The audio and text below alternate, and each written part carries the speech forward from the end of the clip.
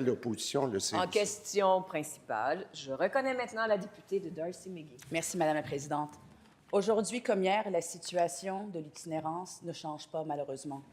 Figurez-vous que nous sommes rendus au point où des gens en situation d'itinérance préfèrent commettre des crimes violents pour aller en prison et ainsi fuir l'itinérance et le froid. Les cas d'itinérance ne cessent d'augmenter partout au Québec, mais les investissements du gouvernement caquiste ne suivent pas.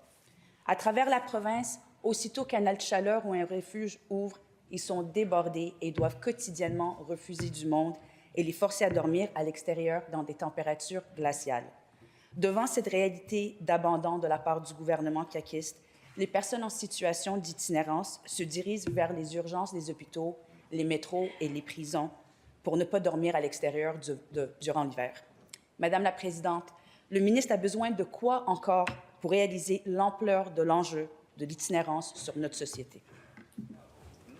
La réponse du ministre responsable des Services sociaux. Bien, merci beaucoup, Madame la Présidente. Je remercie la députée de Darcy McGee qui va me permettre de me rappeler tout ce que notre gouvernement a fait en situation d'itinérance, pour aider la situation d'itinérance, et continue à le faire.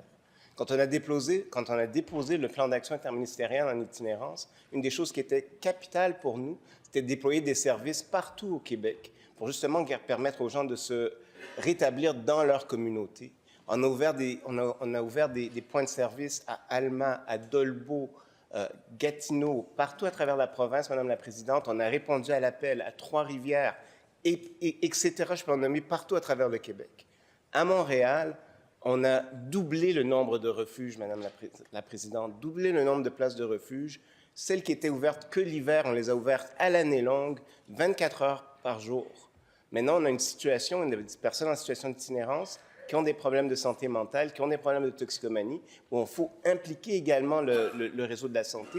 Et c'est ce qu'on a fait. On a déposé un programme qui s'appelle PRISM, Itinérance Santé Mentale, qui permet aux gens d'avoir des services de santé mentale par des équipes hospitalières de psychiatrie, et ensuite avoir de l'accompagnement en logement pour les rétablir dans leur milieu, Madame la Présidente.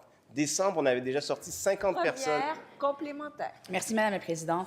Le ministre nous parle des investissements, mais où sont les résultats? C'est le désespoir humain des gens qui commettent des crimes violents pour se faire héberger dans une prison parce qu'ils n'ont pas d'autre alternative. Le gouvernement a une responsabilité. Ce n'est pas la société dans laquelle on veut vivre et ce n'est pas comme ça qu'on veut traiter les êtres humains et on veut qu'ils soient rendus à ce point-là.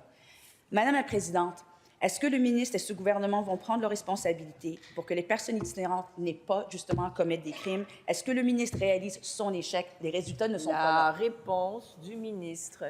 Bien, Madame la Présidente, l'an dernier, c'est quand même 1000 personnes qu'on a sorties de l'itinérance et mis en logement à travers le Québec par des programmes d'entrée rapide en logement et le programme Bienvenue, par du logement supervisé. Je travaille très fort avec ma collègue à l'habitation pour qu'il y ait des programmes pour les itinérants dans chacune de nos appels d'offres. Et en plus, le programme FAC est ouvert à l'année longue, Madame la Présidente.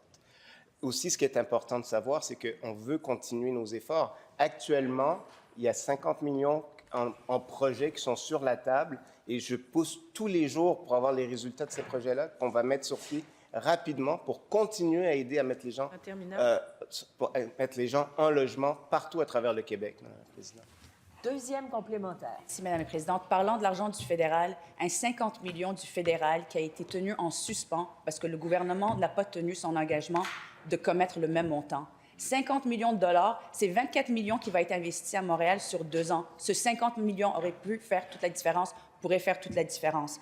En attendant, où est l'humanité de la part de ce gouvernement qui se permet de permettre à des gens de dormir dans les métros, de se diriger vers les urgences, de commettre des crimes pour aller en prison? À un moment donné, il faut être cohérent. La réponse du ministre. Je pense que personne n'a me donné de leçon sur l'humanité, Madame la Présidente. Vous savez ce que j'étais lundi dernier? J'étais dans le comté du député de Rosemont en train de faire visiter l'église Sainte-Bibiane à un organisme communautaire pour les encourager à développer du logement de transition, là, Madame la Présidente. Je suis sur le terrain à chaque semaine en train d'aider à développer des projets. Je suis dans toutes les régions du Québec à aider à développer des projets, Madame la Présidente. Maintenant, ce qui est important de savoir, là, c'est que la négociation avec le fédéral, c'était pour qu'il respecte notre approche qui dit que partout dans toutes les régions du Québec, il faut développer des services. Et les députés sont très contents que dans leur région, l'itinérance est prise au sérieux et qu'on travaille avec eux. Donc, Montréal, oui, mais partout au Québec, Madame la Présidente, c'est comme ça qu'on fonctionne, notre gouvernement.